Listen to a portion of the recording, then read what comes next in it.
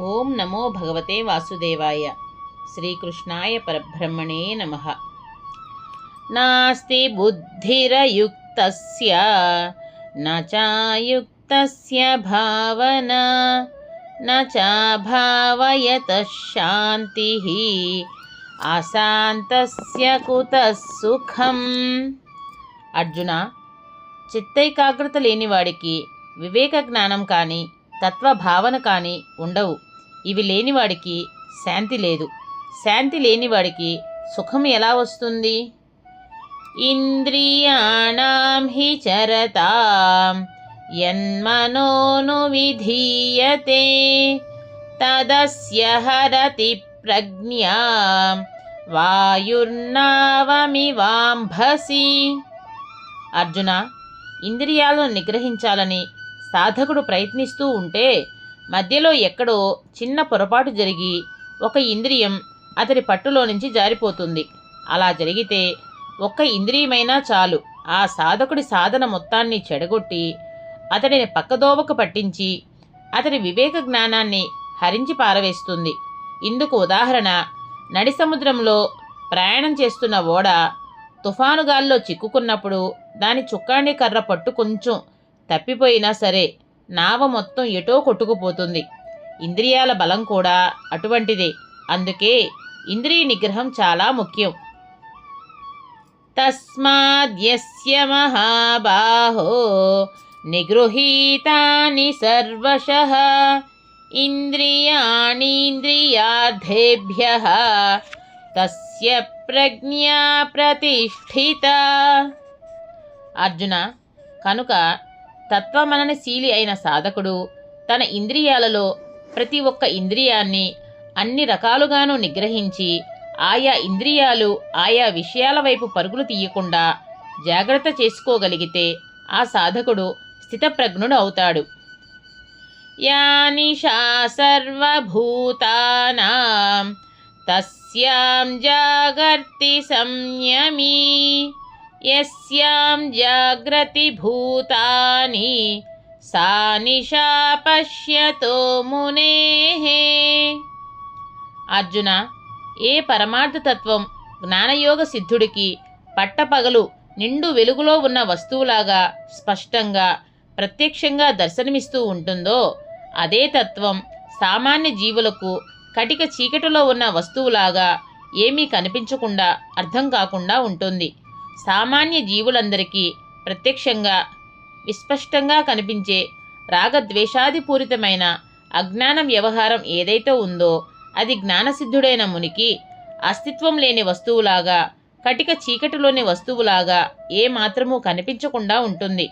జ్ఞానయోగ సిద్ధుడైన వాడికి కానివాడికి మధ్య ఇంత భేదం ఉంటుంది.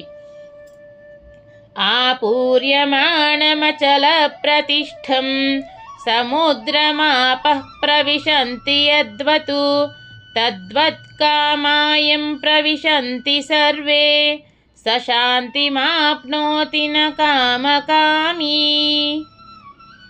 సముద్రంలోకి వచ్చి చేరే నదులన్నీ సముద్రంలో కలిసి సముద్రమే అయిపోతాయి, కానీ వాటికి వేరే అస్తిత్వం ఉండదు.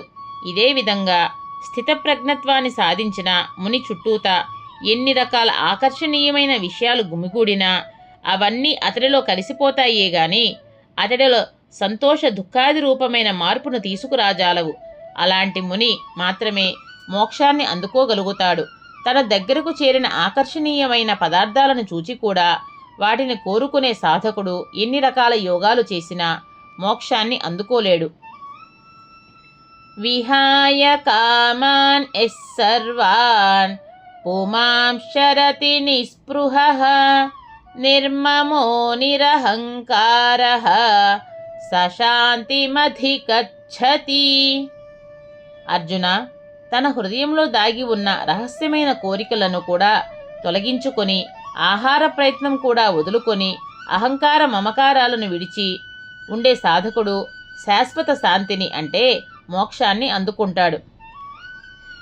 ఏషా బ్రాహ్మీ స్థితిః పార్థ నైనాం ప్రాప్య విముహ్యతి స్థిత్వా స్యామంతకాలేపి బ్రహ్మ నిర్వాణమృచ్చతి. అర్జున, నేనిప్పుడు నీకు ఉపదేశించిన స్థితప్రజ్ఞత స్థితే బ్రహ్మమయ స్థితి. ఇలాంటి స్థితిని వార్ధక్య దశలో అందుకున్నా చాలు, లేదా మరణానికి కొద్దిగా ముందు సమయంలో అందుకున్నా చాలు, వాడికి బ్రహ్మానందం లభించి తీరుతుంది. ఓం తత్సదితి శ్రీమద్భగవద్గీతాసు ఉపనిషత్సు బ్రహ్మ విద్యాయాం యోగశాస్త్రే శ్రీకృష్ణార్జున సంవాదే సాంఖ్యయోగో నామ ద్వితీయోऽధ్యాయః. సర్వం శ్రీకృష్ణార్పణమస్తు. శుభం భవతు. ఇంతటితో భగవద్గీతలోని 2వ అధ్యాయమైన సాంఖ్యయోగము ఈ రోజుతో పూర్తయింది. కొంతమంది ఈ భగవద్గీత తురీయాశ్రమం వారికే లేదా వయసు మళ్ళిన వారికే సంబంధించింది అనే అపోహలో ఉంటారు. అది చాలా తప్పు. దానిని విడిచిపెట్టండి. అర్జునుడు పెళ్లి చేసుకున్నవాడు, వయసులో ఉన్నవాడు, సంసారి. ఆయన గీతను విని ఉద్ధరించబడ్డాడు కదా. గీత వేరు, నిత్య జీవితం వేరు కాదని గ్రహించండి. మీ వ్యాపారంలో, మీ వృత్తిలో, మీ పలుకులో, మీ భాషలో, మీ సంపాదనలో, మీ భోజనంలో, ప్రతి చిన్న వ్యవహారంలోనూ గీత సమ్మిళితమై ఉంటుంది.